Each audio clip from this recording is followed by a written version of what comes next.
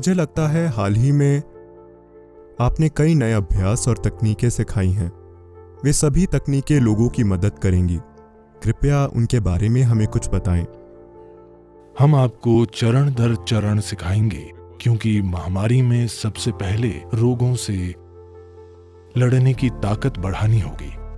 आज Harvard medical school में अध्ययन किया जा चुका है और पता चला है कि ये सरल प्रक्रिया सिंहक्रिया आपकी रोग से लड़ने की ताकत बढ़ाती है, आपके फेफड़ों की क्षमता सुधारती है और सिस्टम में ऑक्सीजन के बंटने का तरीका भी निश्चित रूप से बदलती है।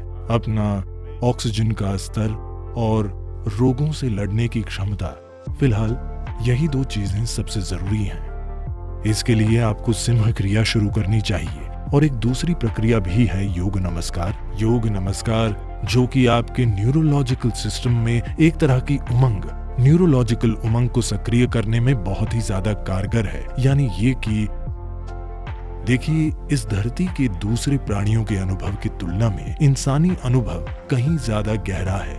मुख्य कारण ये है कि हमारा न्यूरोलॉजिकल सिस्टम ज्यादा विकसित है। तो लोग अपने न्यूरोलॉजिकल सिस्टम को बेहतर बनाने की कोशिश या तो कॉफी पीकर या कोकेन या कुछ और सूंघ कर करते हैं, क्योंकि वे समझते हैं कि न्यूरोलॉजिकल सिस्टम को बेहतर बनाकर अनुभव शानदार होता है। यहाँ हम आपको कुछ सिखाएंगे। अगर आप ये कुछ हफ्ते करेंगे तो आप देखेंगे कि आपके न्यूरोलॉजिकल सिस्टम में उमंग होगी और आपके जीवन का अनुभव शानदार होगा। फिलहाल इस विशेष कार्यक्रम के लिए हम 4 सरल अभ्यासों पर ध्यान दे रहे हैं। एक अभ्यास मुख्य रूप से बीमारी से लड़ने की ताकत बढ़ाता है। दूसरा अभ्यास न्यूरोलॉजिकल सिस्टम में उमंग पैदा करता है। तीसरा अभ्यास शरीर के रक्त प्रवाह में ऑक्सीजन का स्तर बढ़ाने के लिए है और चौथा आपको मन की समता देने के लिए है। मन की समता से मेरा मतलब है कि मुख्य रूप से लोग अपनी बुद्धि के एक ही आयाम का उपयोग करते हैं, वो है तर्क। See right now, how many complex functions are happening on your cellular level? देखिए, अभी आपके सेल्यूलर स्तर पर कितनी जटिल चीजें हो रही हैं, कितनी रासायनिक गतिविधियां हो रही हैं, कितनी न्यूरोलॉजिकल गतिविधियां हो रही हैं। क्या आप ये सब कुछ सोच समझकर कर रहे हैं? नहीं, आपका तर्क ये नहीं कर सकता। बुद्धि का एक और आयाम पूरे सिस्टम में फैला हुआ है और सभी जरूरी चीजें कर रहा है। आपको सिर्फ छोटी छोटी चीजें मैनेज करनी पड़ती हैं, बाकी सब अपने आप हो रहा है। यदि आप बुद्धि के उस आयाम तक पहुंच जाएं, तो जीवन खेल बन जाएगा, न कि संघर्ष। ये नहीं हो रहा क्योंकि 2 समस्याएं हैं। एक बुनियादी समस्या ये है कि आपने अपनी पहचान शरीर के रूप में बनाई है। दूसरी मौलिक समस्या ये है कि आप अपने दिमाग में एक पूरी दुनिया बना लेते हैं। इसका बुनियादी मतलब ये है कि आपको ये शरीर और दिमाग दिया गया था ताकि आप इस दुनिया में बेहतरीन तरीके से जी सकें, पर दुर्भाग्य से आप इस दुनिया में नहीं रहते।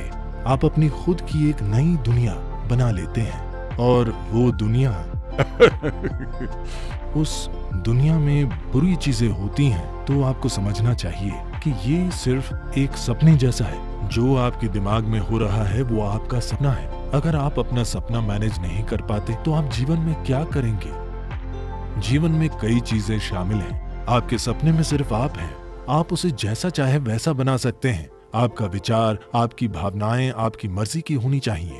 इसलिए हम आपको ईशा क्रिया नाम की एक सरल क्रिया सिखाएंगे। मैं चाहता हूं कि आप सभी कम से कम 40 से लेकर 60 मिनट रोजाना अपनी खुशहाली के लिए लगाएं, अपनी शारीरिक और मानसिक खुशहाली के लिए, क्योंकि इसके बिना आपकी नौकरी, आपका परिवार, आपका पैसा, आपकी कमाई, इन सभी चीजों का कोई मतलब नहीं होगा, बिल्कुल भी नहीं।